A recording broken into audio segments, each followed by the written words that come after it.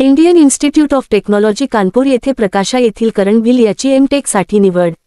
Marathi news Narendra Gurav sir. Prakasha येथील रहिवासी करण अरुण भिल याचं 1ली ते 10वी पर्यंतचे शिक्षण सर्वोदय विद्या मंदिर प्रकाशा या शाळेत झाले आहे।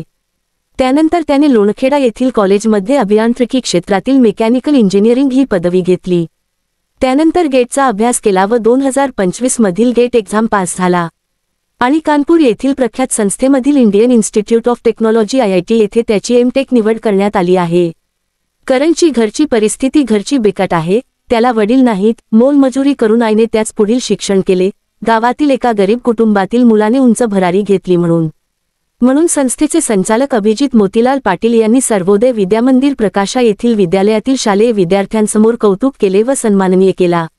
आज जून 24 रोजी सकाळी 11 वाजता प्रकाशा येथील सर्वोदय विद्यामंदिर विद्यालयात इयत्ता 5वी ते 12वी विद्यार्थ्यांच्या समोर करण भिल व त्याची आई या दोघांचाही सन्मान केला व यशस्वी भरारी नामक पुस्तक देऊन सन्मान करण्यात आला।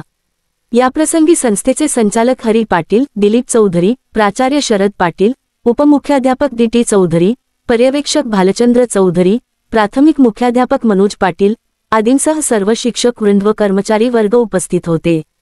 याप्रसंगी मनोगत व्यक्त करताना करण भिल याने सांगितले की माझी घराची परिस्थिती हलाखीची होती, मात्र मी शिक्षणाला महत्त्व दिले। गावातील सर्वोदय विद्यामंदिर विद्यालयातून मी शिक्षण घेतले। मला गर्व आहे माझ्या शाळेवर आणि गुरुजनांवर, म्हणून माझी निवड एम.टेक करण्यासाठी कानपूर येथे झाली आहे। अध्यक्ष भाषण करताना अभिजित पाटील यांनी सांगितले की सर्वोदय विद्यामंदिर हे शिक्षणाचे माहेरघर समजलं जातं। या ठिकाणी असंख्य गोरगरिबांचे विद्यार्थी शिक्षण घेऊन मोठ्या पदांवर विराजमान झाले आहेत व आताही होत आहे। हे विद्यार्थ्यांसाठी प्रेरणादायी उदाहरण आहे, असे त्यांनी सांगितले। प्रास्ताविक लता शिरसाट यांनी केले तर आभार प्राचार्य शरद पाटील यांनी मानलेत। करायला मिळतं। आता मी मागच्या महिन्यात गेटच्या स्कोअरने मला बोलावलं होतं, कर्नाटकाला गेलो होतो सर मी। तर तिकडे सायंटिस्टची पोस्ट होती, तर तिकडे पॅनलमध्ये असे 8-9 सायंटिस्ट बसलेले होते। त्यांच्यासमोर मी इंटरव्ह्यू देऊन आलोय। मी जेव्हा 12वीत असताना 10वी-12वीत असताना मी हा विचार पण केला नव्हता की मी एवढा 8-9 सायंटिस्ट समोर इंटरव्ह्यू देऊन येईल परत। म्हणजे तिथे जाण्यासाठी एवढी मेहनत लागते तेवढी मी केली होती आणि मला असं वाटलं नव्हतं की मी तिथपर्यंत जाईल। मग त्याच्यानंतर मला IITs मधून ऑफर आली। त्याच्यामध्ये सगळ्या ओल्ड IITs होत्या, म्हणजे इंडियन इन्स्टिट्यूट ऑफ टेक्नॉलॉजी। मग मला त्याच्यातलं आवडतं घ्यायचं होतं, जे माझ्या इंटरेस्ट होता त्याच्यामध्ये मी डिझाईन घेतलं। मग डिझाईन नंतर पण आपल्याला खूप संधी असतात। मी ज्या आधी सांगितल्या संस्था जसं DRDO झाला, इस्रो झालं, त्याच्यामध्ये आपल्याला ॲज अ सायंटिस्ट गरीब घरातला मुलगा, माझी आई शिकलेली नाहीये पण तिने मला शिकवलं। मग याच्यापेक्षा तुमची फायनान्शियल कंडिशन तर माझ्यापेक्षा चांगलीच असेल, मॅक्झिमम लोकांची तर चांगली असेल। 5-10% सोड, मी तर 5% पण नाही सांगत, मॅक्झिमम 2-3% लोक असतील की ज्यांची परिस्थिती खूपच खराब आहे। जर मी तेव्हा असा विचार केला असता की आपली परिस्थिती खूप गरीब आहे आणि आपल्याकडून होणार नाही, कारण ती परीक्षा जी आहे आपल्या स्टेट लेवलची नाही आहे, नॅशनल लेवलची, म्हणजे पूर्ण भारताच्या। आजच्या या सत्काराच्या कार्यक्रमाच्या निमित्ताने मंचावर उपस्थित असलेले ज्यांचं अतिशय सुंदर असं मनोगत आपण ऐकलं की आपल्या या शाळेचा अत्यंत गुणी असा विद्यार्थी करण भिल, आमच्या संस्थेचे संचालक आदरणीय हरिभाई, आदरणीय। सर्वप्रथम आपण या संस्थेबद्दल, असे चांगले विद्यार्थी अतिशय प्रतिकूल परिस्थितीमध्ये IIT सारख्या संस्थेमध्ये जेव्हा प्रवेश मिळवतात तेव्हा निश्चितपणाने या संस्थेबद्दल, इथल्या कर्मचाऱ्यांबद्दल, त्या मुलाबद्दल आणि त्याच्या परिवाराबद्दल मनापासून आपल्या सर्वांना अभिमान वाटला पाहिजे। मगाशी त्याच्याशी बोलत असताना त्याने तिथपर्यंत प्रवास कसा केला हे सुद्धा आपण ऐकलं।